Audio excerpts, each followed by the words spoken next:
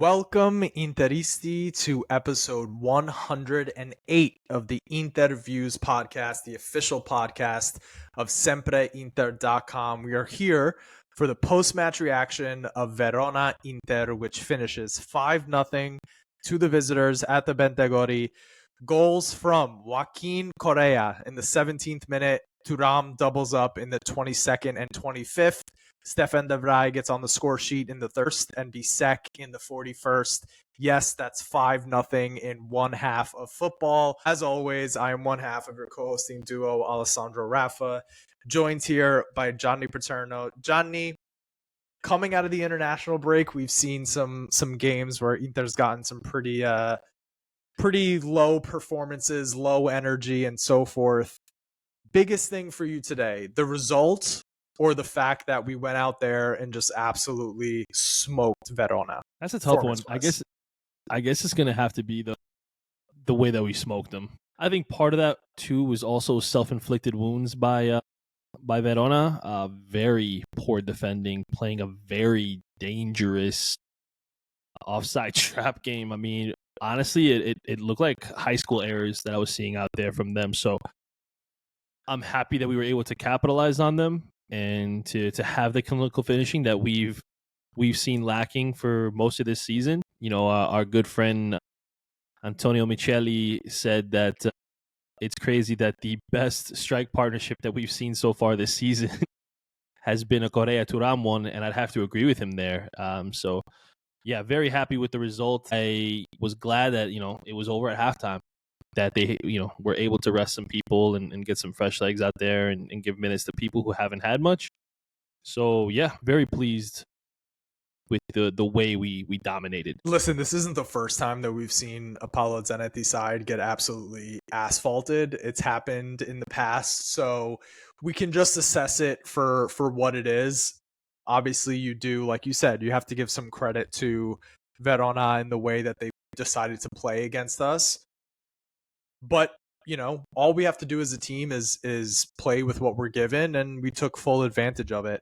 Big storyline coming into today's match was this lineup, which was featuring Aslani in front of the defense. Obviously, Hakan picked up a little knock during the international break. Doesn't look like it's too bad, but Aslani slots in at Regista. And then, of course, Joaquin Correa comes in to the strike partnership. You also had Carlos Augusto starting out left. I saw some tweets saying that this was a banter era lineup and to be prepared for a banter era performance. Is that the feeling that you had when you saw Inzaghi come out with the starting 11 that had been rumored before this match for a few days that we'd see Joaquin start? But were you, expecting a shit performance? I wouldn't say I was expecting a poor performance by the team as a whole. I was a little worried about certain individuals for sure. Obviously, specifically Aslani and Correa. They were two names that I was not too thrilled to see on the team sheet, but both of them performed very well today, to be quite honest. I can't really say anything negative about either one of them. And this is something that we were hoping, we would see from Aslani. We didn't really expect to see from Correa, let's be honest, but we were hoping that something would, wake up in him or ignite in him, and he would be able to grab the moment by the neck, and he did. So I didn't think banter. I know one of them, I commented on it, and that person said they were joking. I'm glad, So that's a win right there. But yeah, I did not expect certain guys to perform the way they did, but I'm glad they did. So yeah. All right, let's do a quick recap of this game. So it didn't start all roses for Inter. Verona actually created the first two opportunities of the game. There was a dangerous ball in on a free kick to, I forget who actually got on the end of it, but Sommer just spills it. It was kind of a nervy start for him. Chachua gets a breakaway, plays it across the middle, and Tankstedt hits the bar. So within the first 10 minutes, Inter was looking a little shaky, in trouble, probably some valid criticisms at that point. But I feel like after Tankstedt hit the bar, we completely locked in. You have a long ball that reaches the back post. Correa ends up hitting the post with the header. And then the first goal comes, and it is a ball played across, I think by De Vrij, to Correa, who lets it run through his legs, plays that, dummy into a through ball from Thuram, and then a beautiful finish from Correa. He made that whole goal by himself, in my opinion. It was the kind of combination play that you're used to seeing from Lautaro, and Joaquin pulls it out here, and then eventually Inter gets their second, a through ball by Correa to Thuram, who rounds the keeper, puts it away. Eventually, the third comes, which is a long ball to Bastoni. Again, Thuram is able to break that high line, rounds the keeper again, puts it away. Barella slots through Aslani, who cuts it back to De Vrij, rifles it into the top corner of the net. And then the fifth comes, a Mkhitaryan ball into the middle. Correa goes to dummy it through his legs again, but it actually hits off his, the inside of his calf, spills out to Bisek, who hits sort of a chip shot into the ground, goes over Montipo. That's 5-0 in the first half. Not much going in the second half. Zielinski almost scored a goal on his first touch of the game. Yada, yada, yada. A bunch of, the game basically just gets played out by Inter until one of the last minutes of the game where Arnautovic lays it off for Correa, who again hits the crossbar. And that's game. 5-0. So we have to start with the man who put us on the score sheet to begin this game, the much maligned Joaquin Correa, coming into this game likely fifth on the depth chart for a lot of Interisti. After today, where do you put him? Yeah, I saw one of our listeners ask that question. I think it was Nico Bocuzzi, right? Is that who it was? I think so, yeah. He's got to be third, right? I mean, come on. Arguably the best performance by an Inter striker, single game performance by an Inter striker this year. He has his goal, 2 assists. Hold on. A goal, 2 assists, hits the woodwork twice. He was the most dangerous man on the field. Nah, Thuram had a couple braces early in the season that could have been hat tricks as well, and he was. I can't disrespect Thuram like that. It is the best striker performance of anybody not named Marcus Thuram all season. That I will say, which is sad to show the state of the way things are currently at the club. I think we all had high expectations for Taremi. He hasn't really met any of those. Arnautovic has just continued to regress, and we could talk about it later, but I was very disappointed with his performance today. He might be the only person who I was not pleased with at all. And it was more so a body language thing than anything. If you saw the way he was running, his head down and stuff, we could discuss that a little bit later. But yeah, no, I think Correa, and it pains me to say this because is this where we're at? That he is really the third best option that we have right now? That if, God forbid... He's the third, but he's absolutely leapfrog Arnautovic at this point. Which is after the comments that Arnautovic made earlier in the week, where he was talking about only the real Inter fans love me. He mentioned like how hard it is. He's used to being a starter, how hard it is to come off the bench. And then, he did have a nice layoff for Correa today. But if Correa is able to play a role similar to what we were hoping Goodmanson could come into the team and play, which is, drop a little bit deeper, link up with the midfield, can play those through balls, obviously, dangerous as a finisher. If Correa is able to do that, then you really have to ask, like, what is he bringing to the table at this point? Yeah, I think Correa has jumped up the depth chart, at least over Marco. Yeah, 100%. I mean, Arnautovic has been a huge disappointment.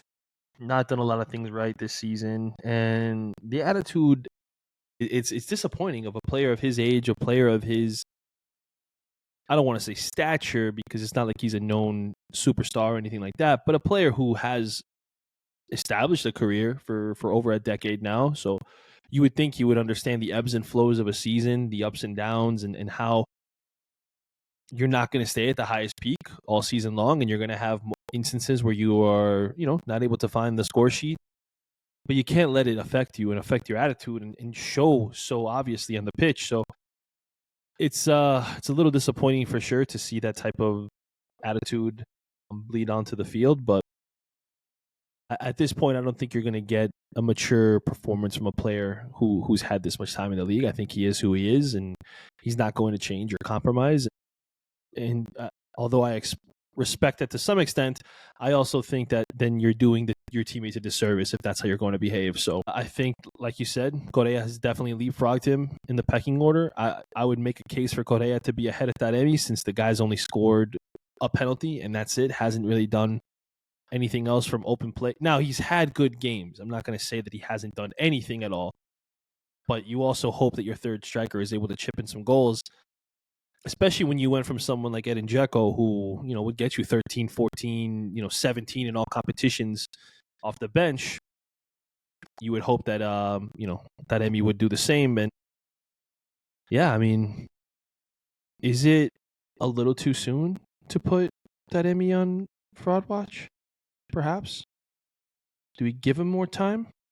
It's a difficult question to answer because from the Is perspective Nima's of Habibi a problem? From the perspective of where we are in the season, which we're now, 12 match days into, or 13 match days into the Serie A campaign, halfway through the Champions League, like that's enough time where you feel like you can assess a striker, but then obviously to start the season, Taremi had the injury, and then it's been cameo appearances and appearances in the Champions League, and he's done, he's had good games, like you said, but it's not necessarily showing up in terms of the goal contributions. Quickly before we get on to the rest of that, the last thing on Correa.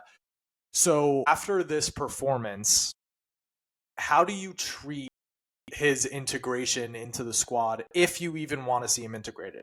Because you can make the argument Verona was the perfect opponent for him to be playing against, and this is potentially not a fraud performance, but sort of a pump your brakes thing. Because if you're looking at the fixtures coming up, you got Leipzig in the Champions League, Fiorentina, a top 4 side in Serie A, Parma has been playing super well, Leverkusen, and then Lazio. All teams that can do damage. Is there space for Correa to even capitalize on this performance and start getting minutes? That's a great question. I mean, I think there is going to be some space for him. I think he's going to have an opportunity here to really carve out some key minutes for himself. Now, whether or not he takes advantage of those minutes, that will, that I'll take with a grain of salt, only because we've seen this before. This is his team that he just owns. He shows up for, and for whatever reason, when he's at the Stadio Bentegodi, he's a beast. He's an absolute animal there. And, I tweeted out a gif of him as Prime R9, whenever he seems to go up against Hellas, that's who he becomes for whatever reason.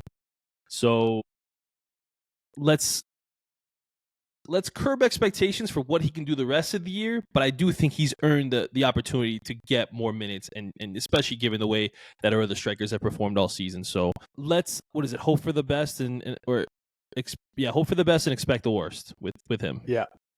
Yeah. And also, we know how his health is. He could pick up a knock in training, and then he's out 2, 3, 4 weeks, so I don't wish that. I don't hope that, but it's possible, right? So yeah, and you could also see how much the actual Inter squad was really behind him, like that they wanted to see him succeed. Apparently, they had known yesterday that he was going to go ahead and get this start, and you can see on social media how much they're supporting him, on the pitch how much they're supporting him. And it's crazy. Like this is the life sometimes. Like he has been public enemy number 1 for Interisti for so long. Like, get this guy off my team and so forth. But that's what I'm saying. All the praise that you see from Interisti today, the fact that we're even having a conversation about is he climbing up the depth chart, the fact that, his teammates obviously love him. Like, did he just open the door for his Inter career to get revived? It's going to be interesting to see how it plays out. It's also interesting, again, looking at those fixture lists, like Leipzig is not a team that sits back. Fiorentina is not a team that sits back. Parma is not a team that sits back. So if this guy is a guy that can help unlock these high lines, all of a sudden, just worked himself into potentially an important role, which is not something that we were thinking about coming into this season. Just crazy how things work. We've got to, talk about another player who I tweeted before the game. that I hoped he was going to have a performance that wouldn't lead us to talking about him the entire time on this podcast. Christian Aslani stepped in today. Again, like we mentioned, giving Çalhanoğlu a much needed rest.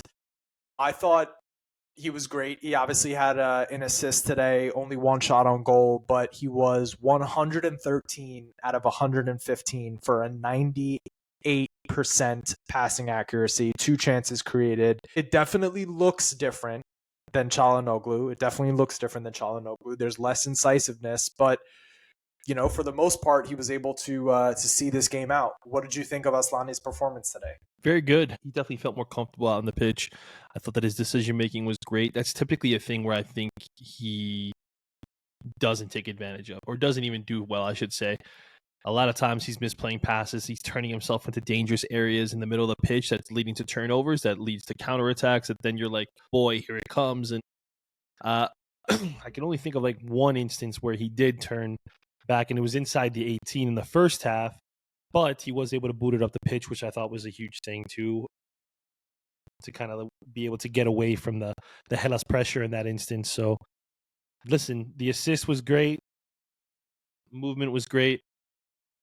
I've got really no complaints about him, like I said from the beginning of the episode. So I'm very happy that he was able to take advantage of this. I think that curbs a lot of Interisti's mindset that we should find a replacement, myself included. Now, that doesn't mean that I'm all of a sudden like, now I'm over somewhere Ricci or anything like that. But it does give you a little bit of hope that, hey, maybe this guy is finding his footing. And like I've said, many times, I never root for a player's failure at Inter. I want them to come good because this is my club. This is all of our clubs. So like, we should never be rooting against players. I can understand frustration with certain guys, and it doesn't mean that they're absolved of any criticism. But it's nice to see that he's able to put it together, at least for this match, and hopefully he can continue to go forward, because we're going to see that the guys are going to need some rest. There's going to have to be some heavy rotation. Are they going to be able to still put out the same performances week in and week out if there is heavy rotation? And coming out of the international break, this is a very good start. Yeah, he still looks a little bit like a baby deer on defense sometimes, like just physically. There's still a lot of growth to be done there. But I think it was an important game for him, not only because, Interisti have been getting to the point of pretty fed up with him, like you got to start performing. And he did his job today. It wasn't spectacular. He just did his job, which, we're not going to get too carried away with. But again, like you said, it provides you with a little bit of confidence. I think the other part of this that's interesting is that his counterpart on the field today, Belayan of Verona, is a player that Inter's been linked to. A lot of Interisti liked what they saw from him. He had a decent game today, but it was important for him to, just show up against a player that's potentially his replacement. What did you make of Belayan's performance today, by the way? Opportunity to scout him a little bit. I was a fan of what I saw today. I had paid attention very little to him. Let's be honest. I'm not going to go out of my way to watch a Hellas Verona game. I'd heard the name. I'd seen YouTube comps, but that's not always the best way to indicate if a player would be good for your club or not, right? Like, I mean, I was fooled greatly by Ruben Botta. So let's see what he did. And he came out, and I thought he actually held his own very well. Very shifty player himself. He's able to drop his shoulder, kind of like Zielinski is, make space for himself. He had a few little one-touch dribbles where he was able to kind of beat his man, and I'm pretty sure he megged, if I'm not mistaken, Bisek at one point, or somebody else. It may not have been Bisek. I may be confusing him with another center back, but I thought it was Bisek. I think he skinned Mkhitaryan one time. I remember. Maybe that's who I'm thinking of. But yes, he did something to somebody and was able to maintain possession and get around the man right outside the 18. And I thought that even his passing was good. Now, he didn't have a lot of opportunities to make good passes. I mean, obviously they didn't really have much of the ball, and when they did, they were quickly turning it over themselves, and you kind of had to boot it up the pitch and hope that one of your guys kind of got on the end of it.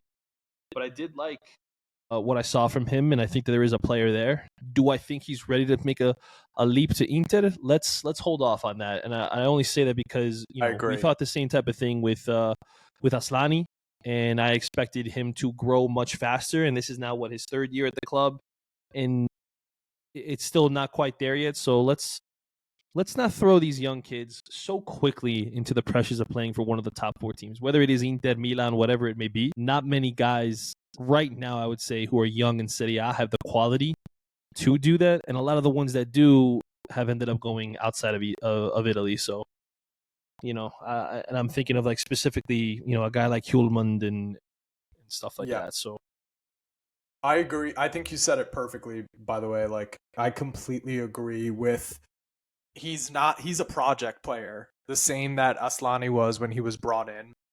Obviously, he's showing a good amount of stuff, but for what we're competing at and how much we groan when we see Aslani in the lineup, is it really going to be different with Velayan? Like, we should be going after like Ricci. Bernabe is also a much more finished product. Human, like you said, like there's much more. There's players that Interisti would feel much more comfortable with having in the team as opposed to a project. So exactly, yeah, I thought and the same people who are crying about not interquality, but then you're going around and saying that this guy's ready to come to Inter. Then do you just have personal agendas against certain players in the Inter squad right now that are making you say these things? Like, that's when it gets a little ridiculous. So, if you don't think player A is good enough at Inter right now, but player B, who hasn't been there and hasn't really had much experience in Serie A to begin with, is all of a sudden ready to take the leap to Inter, then to me, it's just a bias. Yeah. All right, let's talk about Thuram. 2 goals and an assist. He's up to 9 goals in the league, 3 assists as well. So in 13 games, 12 goal contributions. Would I be wrong in saying player of the season is neck and neck between him and Lookman of Atalanta? So I thought you were going to go in a different direction with that question, and I thought you were going to say like player of the year, like player of the season for Inter so far. Now where you're going about whole Serie A. Yeah. That makes it a little bit more interesting for sure. But yeah, I guess I would have this. That's tough, because I was about to say yes, you can make that case, but then also, and I'm sure people are going to disagree, but you can make a case for Di Marco being the player of the season in Serie A because of the impact that he's had at this club specifically. And if people are having the conversations for who's been the best for Inter so far, then if you're going to throw Thuram in the best for the league, I think you can make Di Marco up there too. Now, do I think he would get it? I don't think we'd ever see a wingback get it. They would have to do astronomical numbers. So, am I okay saying between Thuram and Lookman? Absolutely. I think they both have been tremendous players. And let's not forget, Retegui has been fantastic as well. His numbers are awesome. I think it's going to be between, honestly, Thuram and Retegui for Capocannoniere. So we'll see how it plays out at the end of the year. Health is going to be a major thing too, hoping that all these guys stay healthy. And I never want to see, young star players in the Serie A go down. Yeah, it's going to be interesting to see how it plays out. But so far, I like the 2 shots of Lookman and Thuram for player of the year. I'm starting to feel the same way I feel about, Barella being irreplaceable, Çalhanoğlu being irreplaceable. The dip in form that Lauti is experiencing this year, and shout out to Lauti, who had a phenomenal goal for Argentina this past international break. But given how unprolific the rest of our strike force has been, now Thuram is sort of entering that irreplaceable level player for Inter. Do you feel the same? Yes. Okay. Yeah. Especially given the way that he's performed this entire season. You see the dip in quality when he's definitely not in the starting 11, especially from the forward line. So yeah, I guess I would say there's 5 players that are tough to replace in this lineup, week in and week out, and it would be the 2 that you mentioned, Thuram, Bastoni, I would throw in there, and Di Marco as well. Yeah, I think those 5 are your, for the Yankees it was the core 4. For Inter this is the core 5, and I think that you have to have them in each game, especially the big games, starting week in and week out. And you see the difference when those guys are on the pitch. Now, it was great to see Carlos Augusto there. I'm not saying, I'm not trying to take away anything from him and his performance today specifically. But DiMarco that left foot is a gift. And the same thing you could say for Bastoni. So, but Thuram, I am comfortable putting in that upper echelon now that has to be in there. Yeah. Also rounded the keeper twice, which, as you know, Carlo Garganese of the Italian Football Podcast. Congratulations on the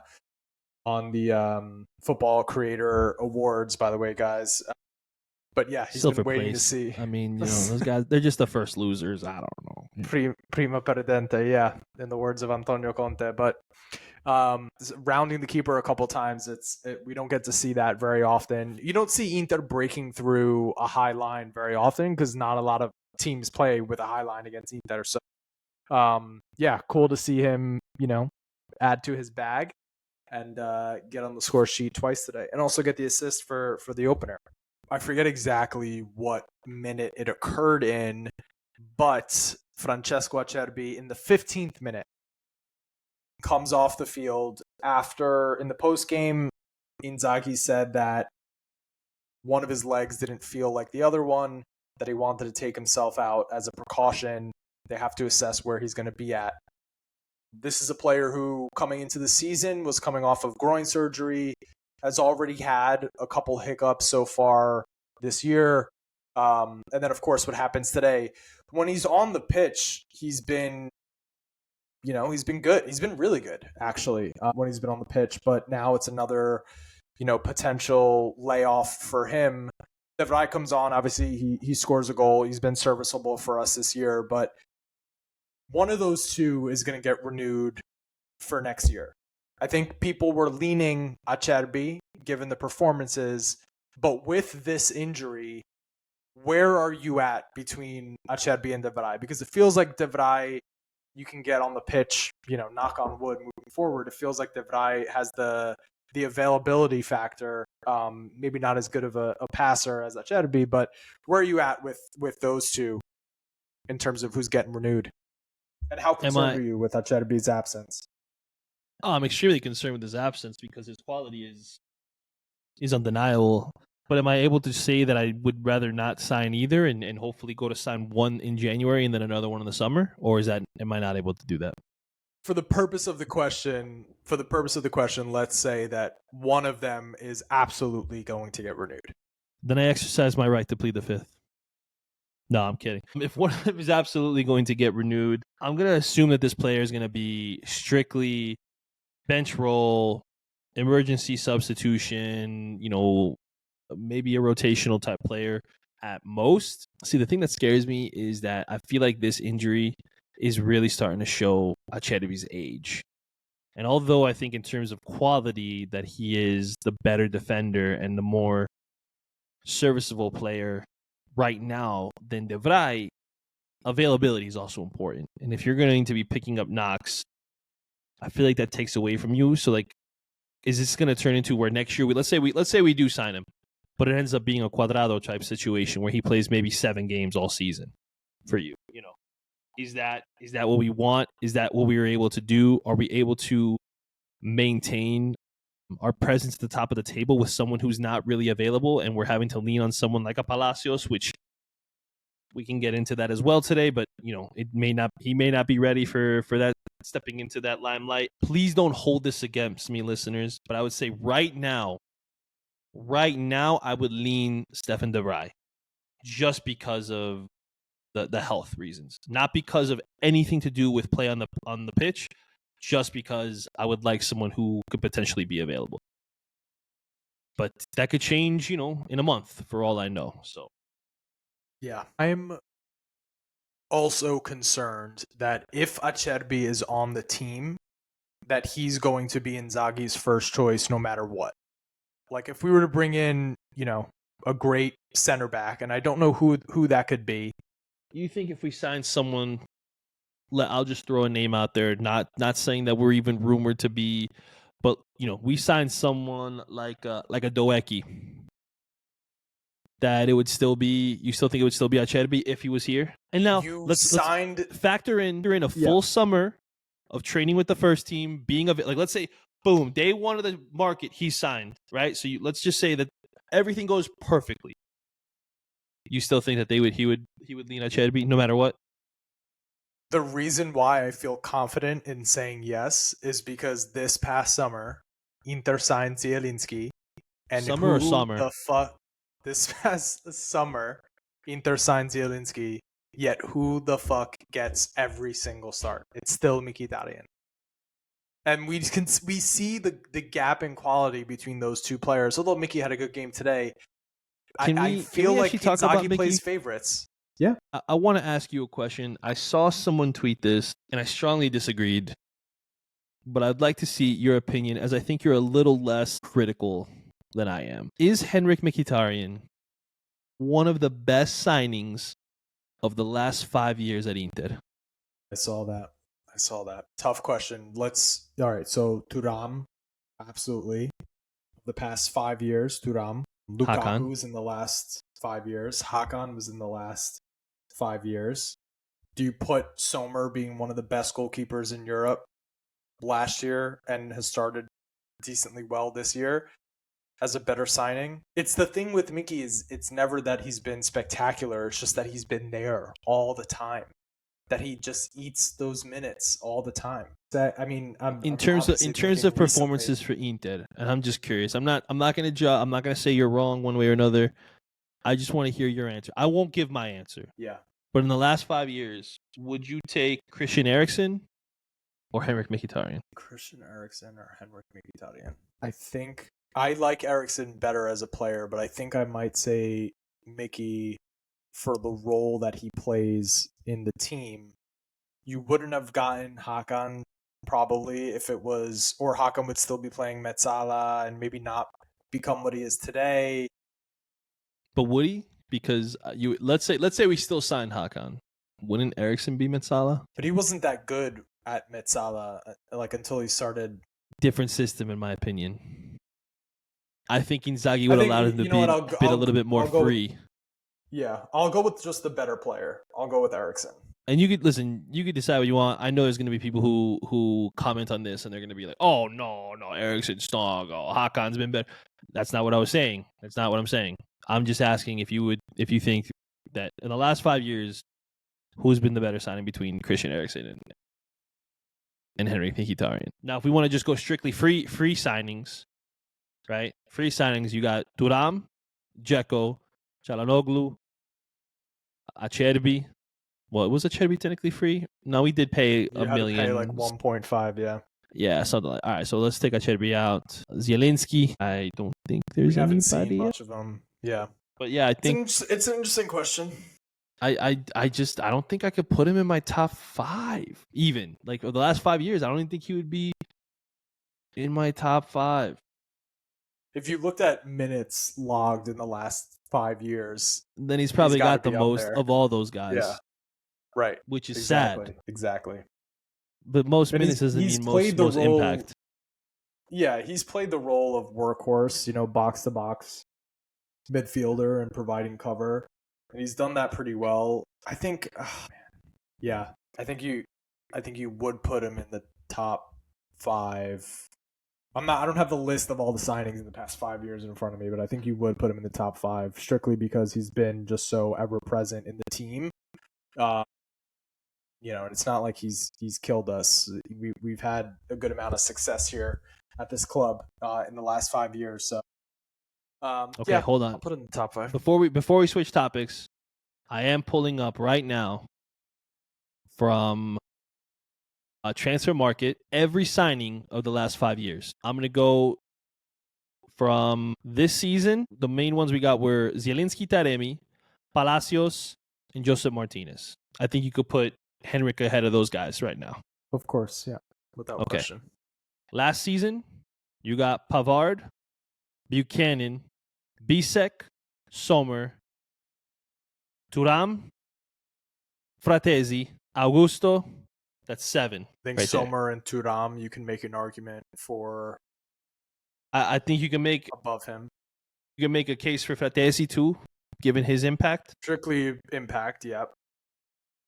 Okay. Now, 2022-23, just looking at who came in, the only people that I would really highlight are Onana and Acerbi. Onana, I'm definitely putting ahead of Mkhitaryan. For getting us to Actually, a Champions League Mkhitaryan final? came in that year. Yeah. For getting us to a Champions League final, you put Onana in over? Without a question. Without a question. The year before that, Dumfries. Acerbi, I think you can make a case for.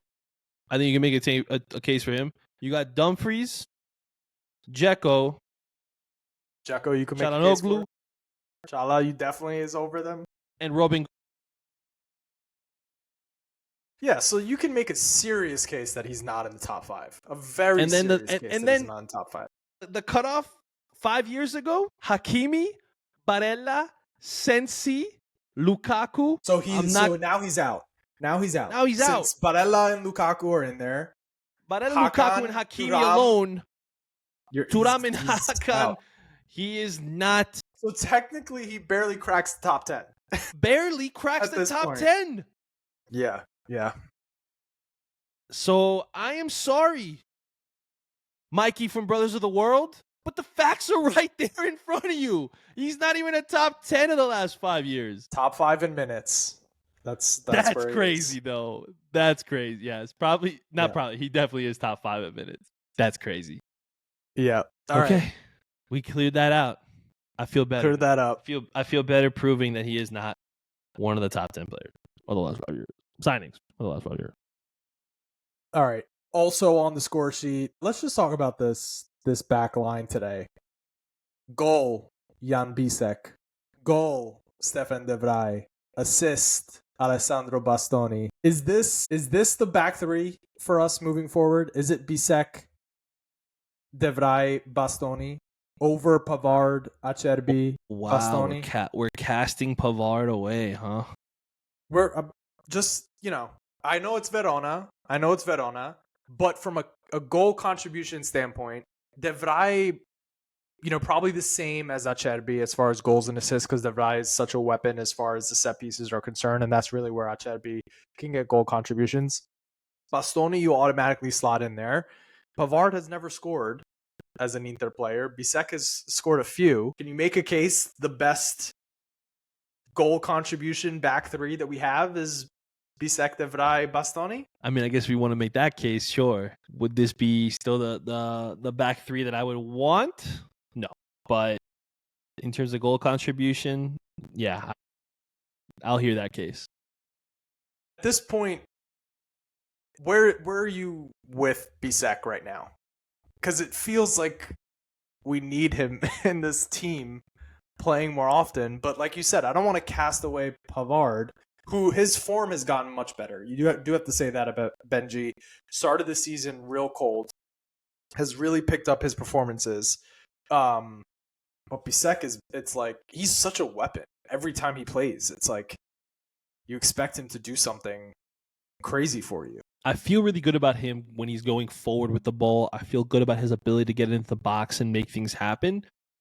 I think I still need to see a little bit more defensively where I can feel comfortable with him being a regular starter.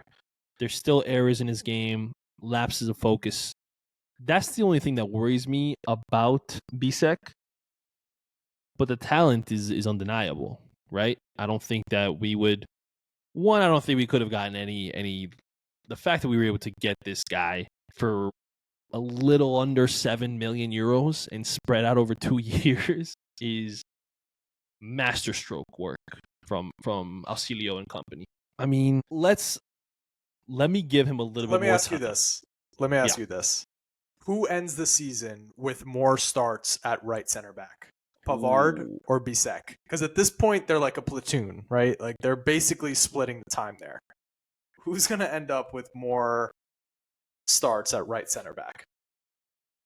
At this point, it's clear Inzaghi trusts Bisek. He's okay throwing him out there. He threw him out there against Arsenal. He threw him out there against Man City. He's getting game time this year, which was, a hope. He was our preseason MVP. And now, are you looking up who's the starts? I'm looking up how many starts so far in the league. So right now, Pavard has 10 starts in Serie A. He's got 10 starts in Serie A. Damn. And Jan Bisek 10 out of the 13. Jan started all the Champions League games. Oh, you know what? It doesn't show. Hold on. It shows the total. Does it show the actual starts? Maybe that's where I'm getting. Because it's 10-8 in appearances. Here we go. View full stats. There we go. And then we'll do Bisek view full stats. So let's see. Bro, the ads on Transfer Market are insane. Looking at FB Ref, all competitions, starts this year, now, Benjamin Pavard 11, and Jan Bisek has 7 starts. This is in all competitions.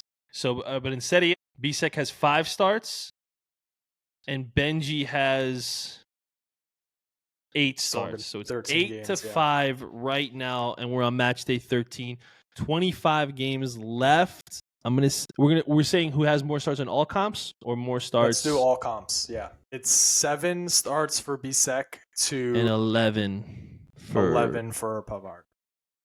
I'll say Pavard keeps the edge in starts in all comps, but I think it'll be, let's just say, out of 50 games, hypothetically, I think it'll end up being like 28-22 for Pavard. Yeah. Crazy to say, because sign the guy for 30 million euros in his second season. Bisek has now made a significant dent into his playing time, and deservedly so. Yeah, 100%. Feel good about it. All right, last thing. It's a good problem to have. It is. Last thing to touch on for this game, I just want to touch on the substitutions that Inzaghi made. Players who featured, so obviously we've spoken about De Vrij, but Zielinski and Fratesi both came into the game, as well as Arnautovic, and a season debut for Inter, for Tejan Buchanan, after his tibia fracture, I think in July. Players who did not come onto the pitch, Josep Martinez, maybe in a 5-0 blowout. You thought you were going to see him. Palacios, again, it's a blowout. Thought you'd see more of him after an encouraging performance against Empoli. Taremi did not see the pitch, although I think that's way less egregious given the amount of minutes that he played over the international break. So 2 questions. Did the right players get subbed onto the pitch? Because I know you had mentioned not seeing Palacios and we're pretty upset about it. So did the right players get subbed on, number 1? And number 2, Josep Martinez, is it the right thing to do to sub in your backup goalkeeper in a 5-0 game? You saw Barella was telling Bisek not to celebrate too hard, like you don't want to be too disrespectful to the opponent. Do you think subbing in your second keeper in a 5-0 lead is exactly that? You're kind of disrespecting the opponent. First off, shout out Barella for the maturity to go over to one of your teammates and have them kind of tone down the celebration to show a little bit of respect to your opponent. I think that's a very classy thing to do. And the only time I would want my team to disrespect another team like that is against Milan or Juve. That's what I'll end on that. In terms of substituting Josep Martinez, I think the question has to be asked right now. Is there a lack of trust from Simone Inzaghi in Josep Martinez? The rumors are circulating that Alex Meret is going to be a target next summer. There's no and let me tell you, Radio Kiss Kiss is trying to push this stupid agenda hard. And I thought it was the most ridiculous rumor I've ever heard in my life. It's clearly an agent trying to drum up interest. Clearly. 100% that. But some Interisti refuse to understand that. They also think that because Martinez hasn't gotten a start so far this season, that it's an exact correlation that he's not in Inzaghi's plans and that he is not trusted. I pulled up when Emil Odero played his first match last season. This is a good idea. November 29th. It was a meaningless Champions League game that ended up being a 3-3 draw with Benfica away, where we had heavy, I think it was 8 new starters in that match, if I'm not mistaken. Yeah. Definitely at least 6. I believe it was 8. Yeah. And you're going to tell me that Simone Inzaghi says, oh, yes, I trust Emil Odero more than I trust Josep Martinez. Like, let's think about that for a second. It's a good point. And it's also, it's not like we've been playing meaningless games. Like, we're literally in a battle for the top of Serie A. We're still have to qualify in order to save us 2 games in the Champions League. Coppa Italia doesn't start for another 6 matches against Udinese. And that's likely that we're going to see our first appearance from Joseph Martinez, unless we're able to wrap up the Champions League, like Win qualify. against Leipzig. Yeah. Yeah, which might do it then. And then maybe you'll see him a little bit sooner. Those last 2 games against Monaco and Not to mention, who's the fuck? Yeah. Sommer is under contract till 2026. You just signed Joseph Martinez. And now you're going to go and terminate Sommer's contract or send out Martinez on loan and bring in Alex Meret of all goalkeepers. Did you see the goal he allowed against Inter? We talked about how you would expect your goalkeeper to make that save or have a stronger hand in that instance. And now you want to bring in a guy who looks like also the farthest thing from a Simone keeper. Like the farthest thing. He can't play with the ball at his feet. Like, can we please, Interisti, please. I'm not saying I know better than you. I'm not saying I'm smarter than you. All I'm saying is let's think logically. Let's just think logically. That's it. Let's have a conversation like this and talk it out and think about what makes the most sense. Would we have spent $15 million on a guy to then cast away, to then spend money to bring in another keeper? Is the reason why this is the conversation that's happening is because it was an investment. And anytime the club spends money, there's a thing that like we have to see the new signing. We have to see this player that we invested in. When the reality of like if their plan is to have him be the keeper for the next 5 to 7 years, it doesn't matter that he hasn't started a game this season until November. It just doesn't. But I don't think that a lot of people have the foresight. It's like you spent the money. Where is he? He's not a midfielder. He's not an outfield player. Only one goalkeeper gets to start. Jan Sommer has not been bad. He's had a couple shaky moments. And the only game actually that he's been bad actually was the game against Juve. That's it. He won us the game against Venezia. He's won us other games this season. Let's show some respect for your starting goalkeeper. You just because we spent money doesn't mean that's it. All right, Sommer benched. Bye-bye. I don't know. There's a long-term plan here that I don't think 100% people on Twitter should have patience for, but I think that that's okay. Like if the thing that we're talking about is like why is the second goalkeeper starting in your last 11 games, your 9 wins and 2 draws, like we're just grasping at straws here to find things to be upset about. All right, so that's the Joseph Martinez thing. Tell me about the subs that we did see today, because I know you were upset about not seeing Palacios. Where are you now with that? Yeah, in my opinion, this was a game that we didn't need to see Fratesi. I don't think we needed to see Arnautovic. This would have been a game where it would have been better to see a guy like Palacios get in there. And you could see what he has to offer. You could see what he brings to the team. We liked what we saw in his little brief cameo, like you said, against Empoli. But now it's like, let's get him a little bit more minutes. What if De Vrij gets hurt tomorrow? So now you're out Acerbi and De Vrij. What are you going to do? Just rely on Pavard, DiMarco, left wing, Carlos Augusto, left center back, Bastoni. And that's it then? And then what if there's another injury? That's what he would do. But I get what you're saying. Because you also like they did switch up their formation a little bit as well when they made these subs. They did. Like they did go to a back four. It was a different look. And what you're saying of like, did we need to see Arnautovic? No, because although Thuram did need to come off the pitch, there's no reason he needed 90 against Verona. You could have still had Fratesi, Correa as the lone striker up front, Fratesi playing off him as the second striker. You could have slotted in Palacios for Bastoni. So I don't fault the thinking there, because I do think that this would have been a great game for him to play. Not to mention that would have made his 2 first appearances for Inter away games against lower table Serie A sides. Like it's in both of those games we had 3 goal plus leads.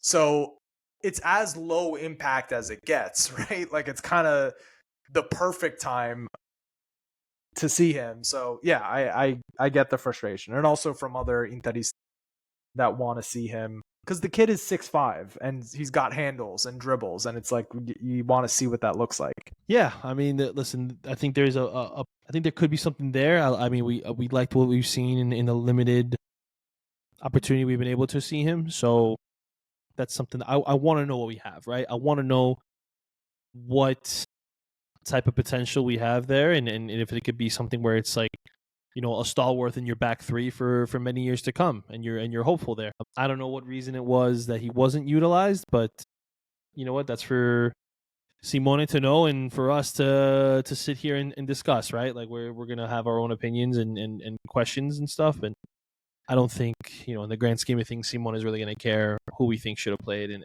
what for what how long. So Yeah. All right, so we're closing in on an hour here. Let's just do two other things about this game real quick, and then we'll get into the questions. First thing, I just want to shout out Augusto. Been out for 3 weeks, coming 100%. in, you know, playing this much. It wasn't like he didn't set the world on fire, but it was everything you needed from him today. He even had that breakthrough on the ball over the top from Bastoni that he rifled it into the side netting. But good to see him just being proactive, and I thought he played well. And it's a huge help to get a player off of injury to be able to give you. Did he go the full 90 today? No, 74 minutes. So 75 minutes after, You're right. yeah, after being out for a long time. So shout out him. I'm gonna kick it over to you for Tejan talk.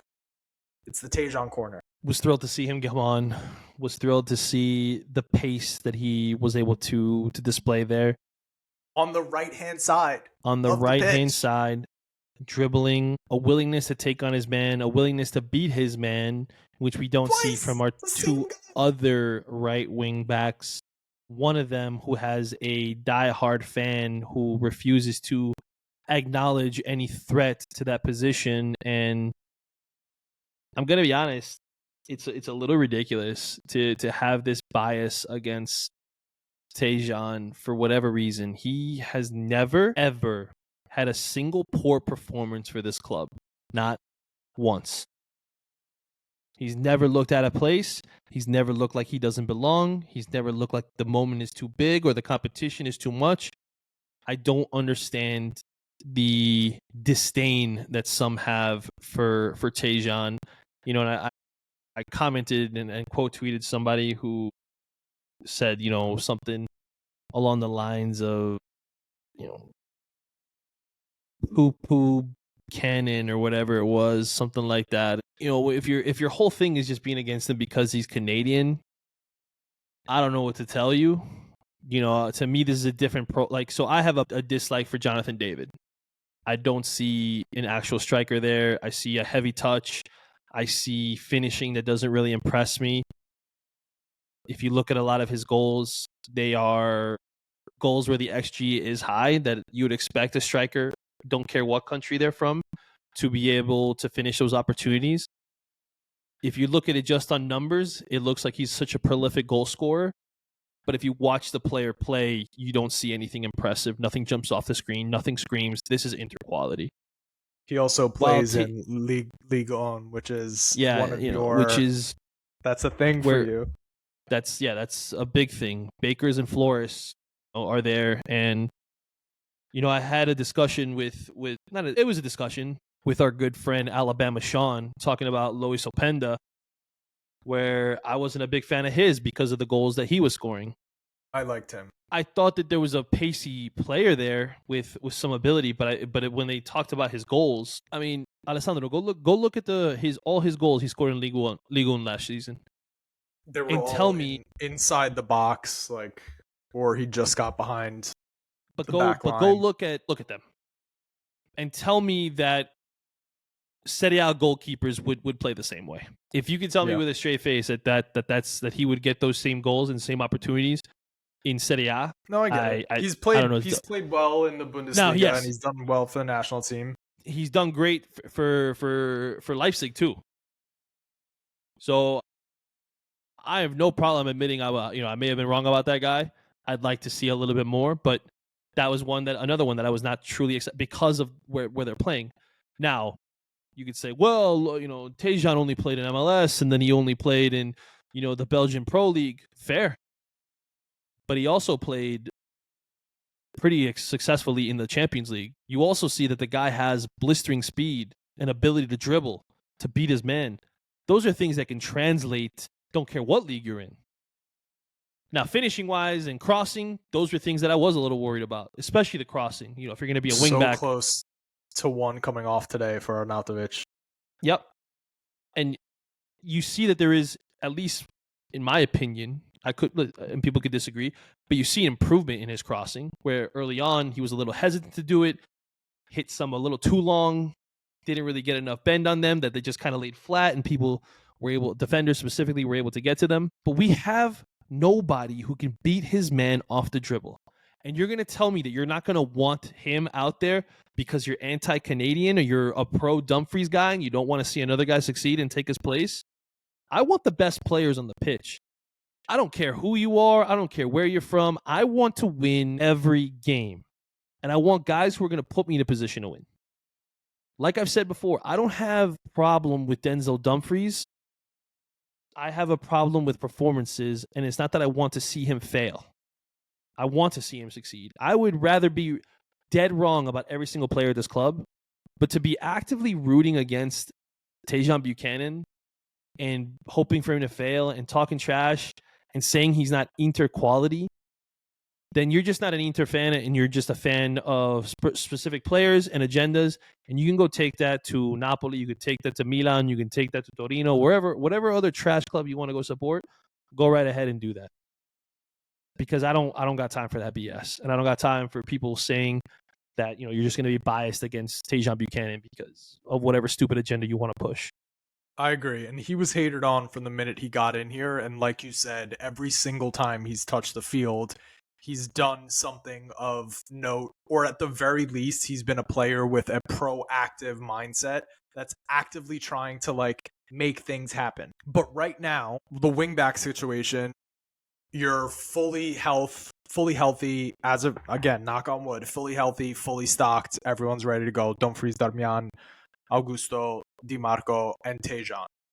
What is your expectation for Tajon's minutes? Again, now that he gets on the pitch for both Canada and Inter, and the minutes are starting to come under his legs, you feel like the worst thing that you can do for him is to not play him, but also, if you look at the depth chart, you feel like Inzaghi's got trust in the other four wingbacks over him.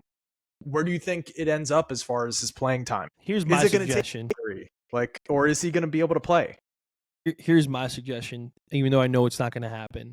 You play him as much as possible till January. You see what you have. You see if there's a player that could actually be integrated into the rotation. And if not, loan him to another Serie A club, whether it's a Bologna. Actually, in my perfect world, it would be to a Fiorentina because I think Palladino would do wonders with him. I would have said Roma because of Ivan Juric. But now that, he's gone, I don't think, we saw what Juric did with Bellanova. I think he could have done the same thing with Buchanan. No matter how you feel about Ivan Juric, I think he does work well with certain young players. So if you're not going to use him and you're going to just rely on Darmian, Dumfries, Di Marco, and Carlos Augusto, then loan him out. I would rather him gain valuable experience in Serie A if you're not going to really utilize him. Now, I think it would be a mistake.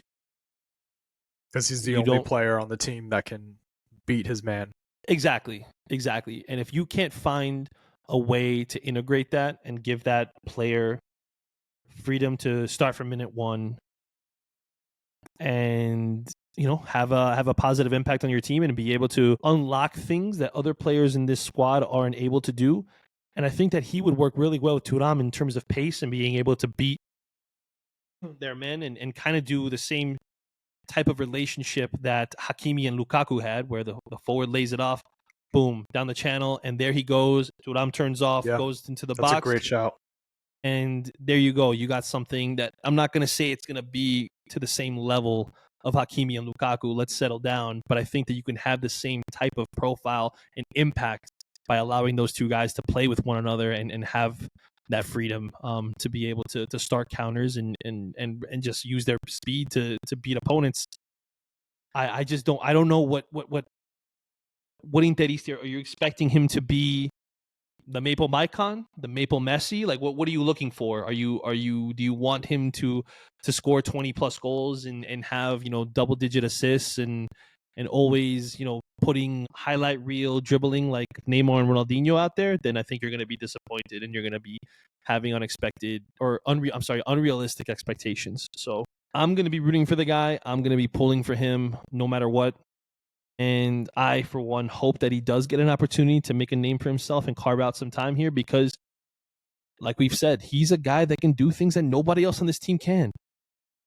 I don't know why you wouldn't want to utilize that. Yeah, it's if you were to contrast his situation with like Aslani, where it's Aslani, it's like Interista have been saying, like, show me what you have, and he's been getting those opportunities consistently on the pitch, and we haven't really seen the performances.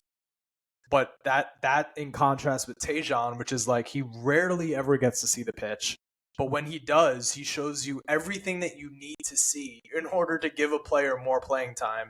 And it's still nothing. I guess, maybe it's a function of the positions that they're playing, and there's just an easier path for Aslani, to get minutes, being the direct deputy to Çalhanoğlu, as opposed to the amount of wingbacks that we have on the team. But the hope is that we're going to see him soon. All right. We're over an hour here. Let's get into some of these questions. We're going to skip some because we've been talking about a lot of these already. But let's go with at M6 Adam _. Hey guys, I want to ask a different type of question. Let's say we don't win the league and come second. Which would you guys prefer, getting to the UCL final or losing, or winning the Supercoppa and Coppa Italia? Very interesting question. So he didn't mention the Club World Cup. So can I assume we get that trophy too? If we get that one, I think then it's a really simple answer. No, I know. But no, I would rather get 2 trophies than go trophyless. Personally, I just think that you want to continue to win hardware. Do I truly value the Supercoppa and Coppa Italia? Not as much, of course, as I would a 21st Scudetto or a Champions League trophy. But at the end of the day, you want to be a club that's continuing to grow its cabinet. And I think that also draws players to want to play for you and bring more success. So yeah, I would choose the 2 trophies personally. I wonder how much value, like, the commercial side of getting to 2 Champions League finals in 3 years actually equates to, as far as like money in the bank and what we might be able to spend. Because I'm with you that I would rather pick up hardware, but it is the hardware that we've been picking up, and like we're kind of over that right now. It's like I don't think anyone really cares about it. So if you told the argument that I would say going to the final and losing over not picking up hardware is that if 2 Champions League final runs in 3 years nets us a significant amount of money, and the commercial appeal of like maybe a serious investor comes in and buys the club, obviously that's a lot of speculation, but like if that was to occur, then you can argue that going to the final and losing and coming home with nothing might end up actually working better for the future of the club. But it's not something that I can answer right now off the top of my head. Next question. Quality display from @Lee Theo 1. Quality display, does that mean Correa would be the 3rd striker at the club ahead of Taremi and Arnautovic? We talked about this a little bit. Did you say you were putting him over Taremi officially, or is he just on fraud watch? We're just waiting. Yeah, we're just waiting. Like I said, we want to see how he does against, a club that isn't Hellas. So he's on notice. Like Correa's ahead of Arnautovic, and Taremi's on notice. Yep. I agree with that. All right, the last one, just because let's finish this episode with riling Johnny up a little bit. No. At Diego _Cavaradona, Barella is so inconsistent. Why isn't anyone saying anything? Is this real? It's real. Is this who is this? I feel like I'm being trolled. I feel The like I'm fact being that his username is Diego_Cabaradonna makes me think that this is a Napoli fan that decided to pop in and troll here for a second. you know who I think this is? I honestly think this is Victor Strangeberg messing with me. I can see him doing something like this. And Victor, if I find out this was you, I will hunt you down in Denmark and I will beat you. What are we talking about? Inconsistencies? This guy's probably, along with DiMarco, been our most consistent player all season. He did have the layoff for Aslani to play it across, so it's not even like he didn't contribute anything today. You cannot tell me this. Wild statements. I'm convinced this person either is just trying to piss me off or they haven't watched a single Inter game all season. I don't get it. Just stick to watching Napoli then, please. Just stick to it. Don't go enjoy Matteo Politano for the rest of your life. How about that? And if you think Barella has been inconsistent, that is crazy. Yeah. I don't even know. I haven't. The hate is flowing through me right now. Absolutely flowing through me. Anything to say there. We are Barella stands here on this podcast. All right, time to wrap it up. Inter is Napoli still has to play. Hold on, let me just pull up the actual standings. I think Napoli Atalanta won, Verona. so Atalanta is currently ahead of us on goal differential, which is crazy because we Only smacked them one for goal nothing. ahead. But tied on 28 points ahead of Napoli, 26 points with a game in hand. Fiorentina is on 25 with a game in hand. Same thing with Lazio with a game in hand. Milan and Juventus played out the worst game in Serie A this year, a 0-0 draw at the San Siro. Juventus in sixth place. Is Thiago Motta a bust? Too soon? I don't think he's a bust. What I think is that the expectation for him was way too high, number one. And number two, they spent a lot of money on that. I was going to say. Yeah, they spent over 200 million spent, and you're still not doing. Douglas Luiz. Kefren Thuram has been playing well, which I'm not surprised at all. Thuram isn't playing well. They bought Nico Gonzalez. They bought Di Gregorio. Not seeing the pitch. Cabal. Cabal's been good. Cabal's out for the season. Cabal, yeah. I mean, Cabal's out for the season. I get, Bremer's out for the season. However, you did spend $200 million. Yeah. The biggest thing? The biggest thing about this for me, it's not even the Juve side, it's the Milan side. You coming into the game, you're on 18 points in 7th place. Like Bologna and Udinese can both leapfrog you. You're playing at home. Your season is like, this is it right here. Like you have to make you have to at least go for it. And the fact that they were content to play out a cagey 0-0, it's baffling to me. Like how many opportunities do you think you're going to get head-to-head clashes with teams that are ahead of you in the table where you can close the gap on them?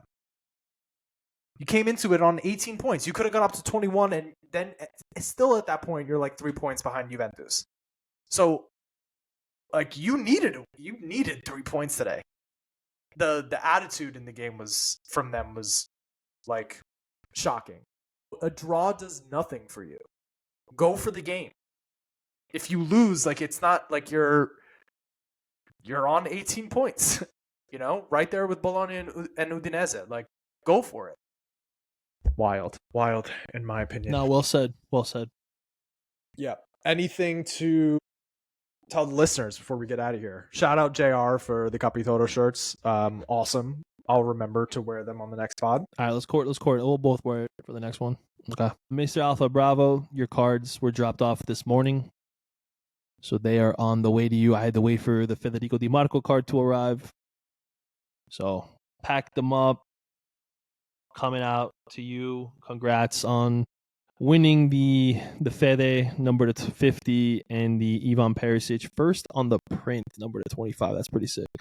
on the orange foil. I know we had talked privately about cards and value and stuff like that. I would recommend getting these cards graded and having them in cases for life, especially if you plan on keeping them in your own personal collection.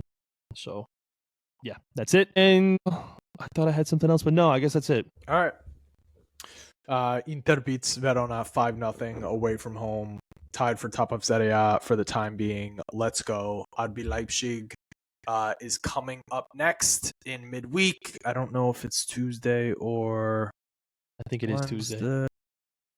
We played Saturday, so it's got to be Tuesday. All right, and we'll see you then. In the words of the great Roberto Scarpini, Forza ragazzi, forza ragazzi, forza ragazzi.